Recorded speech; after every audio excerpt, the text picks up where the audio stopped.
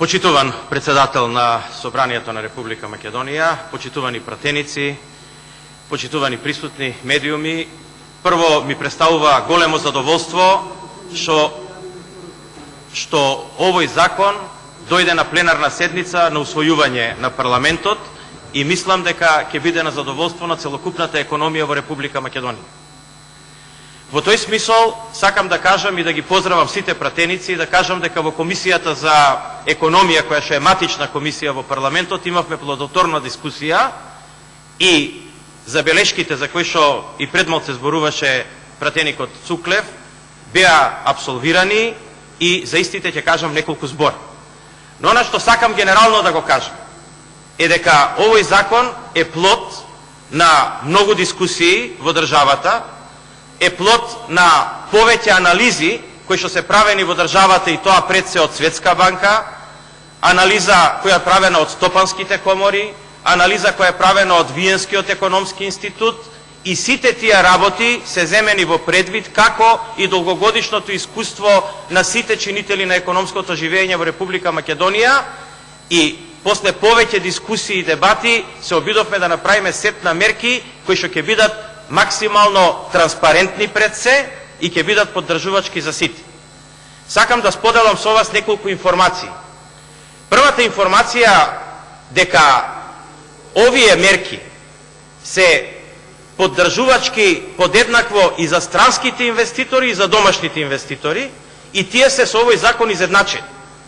И тоа е многу важно да го кажеме и посебно сакам да потенцирам и да подвлечам дека аплицирањето за овие мерки е транспарентно и е соодветно согласно со одредени критериуми.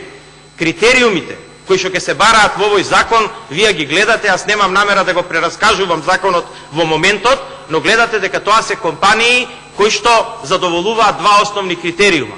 Првиот критериум е да имаат пораст на приходите во тековната година во споредба со претходните 3 години просекот. Тоа е направено за да може да се земат во предвид сите варијации на берзанските цени за компании кои што имаат берзански производи, да речеме земјоделие, да речеме метал и така натаму. И второ, значи да тие компании не намалуваат број на вработени, освен во делот на текстилната индустрија и на кожарската индустрија, каде што овие критериуми ги олабавивме, за да може тие индустрии да бидат опфатени.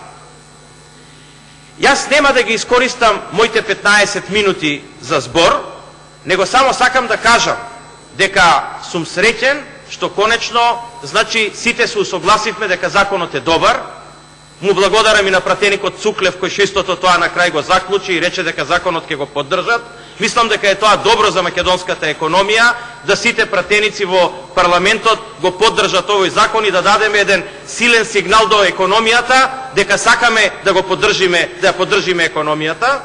Ќе се осврнам само на двата момента што ги кажа пратеникот, а тоа беше едниот момент во делот на тоа дали е предвидено да добавувачи на странските компании бидат трговци. Ние и на комисијата дискутиравме дека тоа е сосема доволно дефинирано во член 9, каде што стои дека единствени корисници на овој закон ќе бидат компаниите кои што се производно ориентирани. Меѓутоа, за да се убедиме дека навистина е таа намера, иако тоа дополнително и немаше некоја голема потреба, се прифати да се дефинира дополнително дека таму каде што се добавувачи се мисли на производители. Никој не мисли на трговци. Овој закон е закон за производители и тоа стои јасно во алинеја 1 во член 9. Понатаму што се однесува до тоа дека дали ќе има доволно пари за сите компании, јас сакам да презентирам дека законот и вредноста на средствата определени во буџетот е направено врз база на симулација која што е направена врз база на завршните сметки од 2016 година. Да, во законот ќе има доволно средства за сите компании кои што ги задоволуваат условите. А тоа е направено врз база на математички модел и врз база на симулација која што е прецизно направена од надворешни личности. Дали е законот усогласен со законот за државна помош Да, тој е апсолутно усогласен и овој закон е максимално компатибилен со законот за државна помош, кој што кажува дека може да бидат субвенционирани компаниите до 50% од нивната инвестиција и секоја мерка која што е предвидена во законот престанува после добивањето на тие 50%.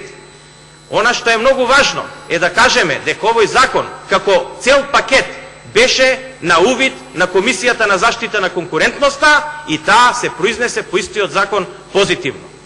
Она што сакам да го кажам и што е многу важно е тоа дека овој закон ќе ги поддржи компаниите врз база на критериуми, а не врз база на договарање кое што ќе го има дискреционо право било кој министер и било кое разговарање. И тоа ценам дека е многу важно и тоа е многу важно за инвеститорите да имаат предвидливост како ќе бидат поддржани. Конечно, сакам да ја тргнам фамата дека некој во оваа влада бил против странските инвеститори. Не, напротив. Ние на почетокот само кажавме дека начинот на кој што се трошени парите за поддржување на странски инвеститори, со тоа не се согласуваме, а не со странските инвеститори.